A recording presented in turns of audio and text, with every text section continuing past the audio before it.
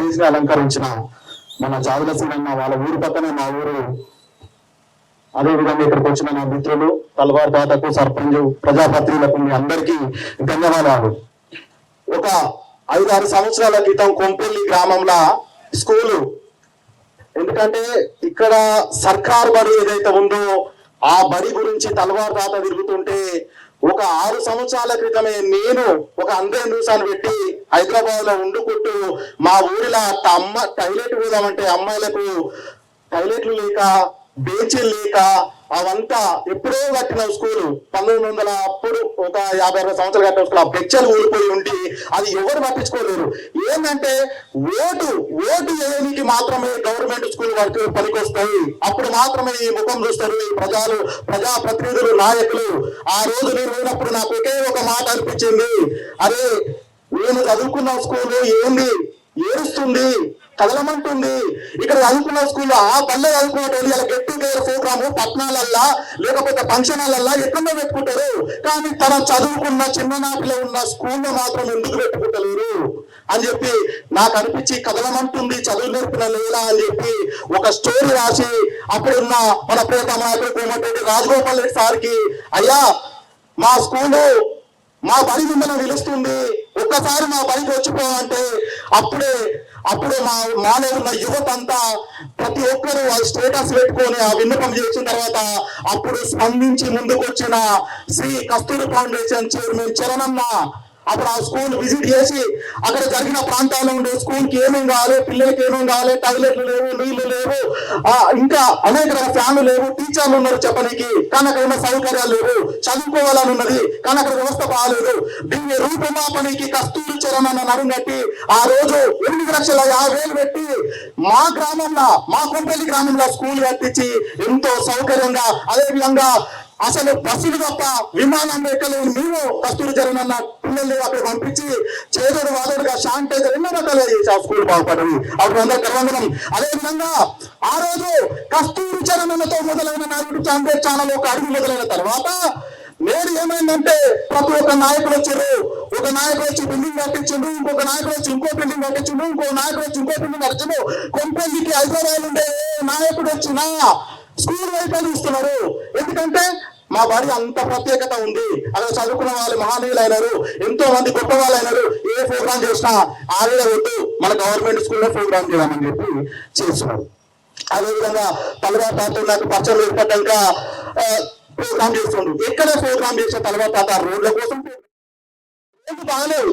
ఆ ప్రజలు చెప్తున్నారు ఏం చేయాలి మనం కూడా, నువ్వు ఏ ఎమ్మెల్యే కాదు, బీఆర్ఎస్ కానీ, కాంగ్రెస్ కానీ, టీడీపీ కానీ, బీజేపీ కానీ, ఎంఐఎం కానీ, ఏ పార్టీ అయినా కానీ నాకు సంబంధం లేదు, నేను ప్రజలు ఏం చెప్తా నేను అదే చెప్తా అని చెప్పి ఆ రోజు తలవారు తాత పెట్టుకుని ప్రతిరోజు అరే తలవారు తాత ఇందుకే ఇంటర్వ్యూలు చేసుకుంటే కమర్షియల్ జర్నలిస్ట్ ఎంతో మంది ఉన్నారు, 10,000, 20,000, 30,000 వస్తే నీ జీవనం కలుగుతుంది, నువ్వు మంచి ఫేమ్ ఉంటుంది.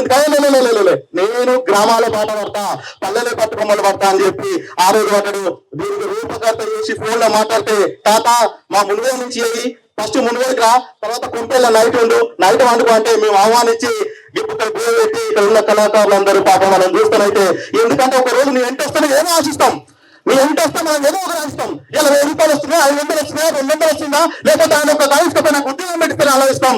ఎలాంటివి లేకుండా కల్మషం లేకుండా ఉన్న తర్వాత టీము వాళ్ళ టీం అందరికీ నా యొక్క ప్రత్యేకమైన ధన్యవాదాలు.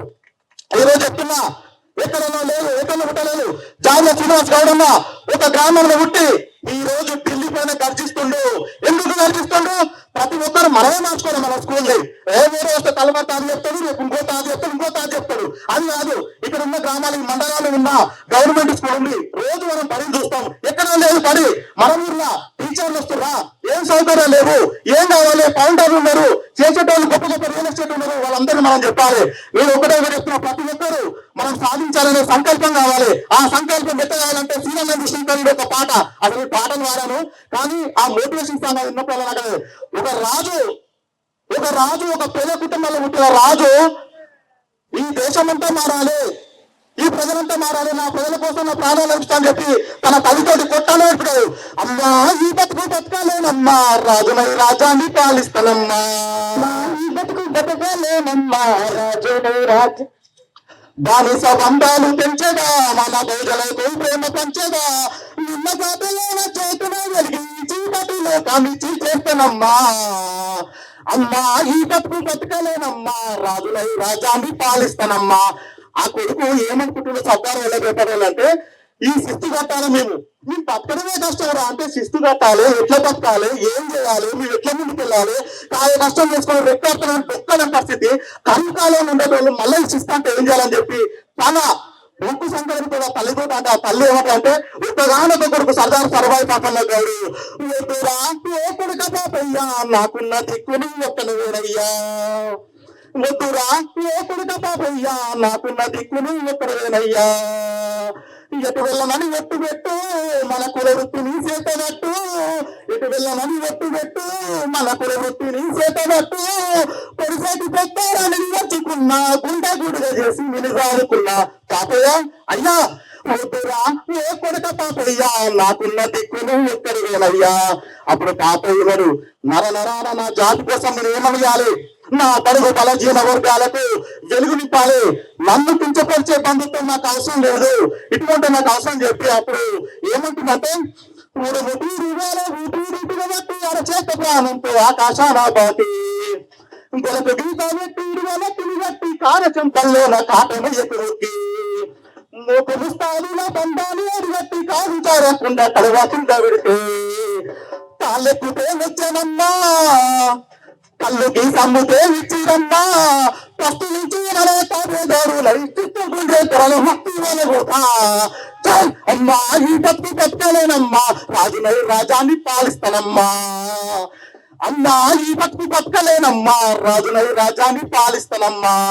ఈ పాటను ఎందుకు అంటే మనలో ఉన్నారు ప్రతి ఒక్కరు చైతన్యవంతులుగా మారాలి.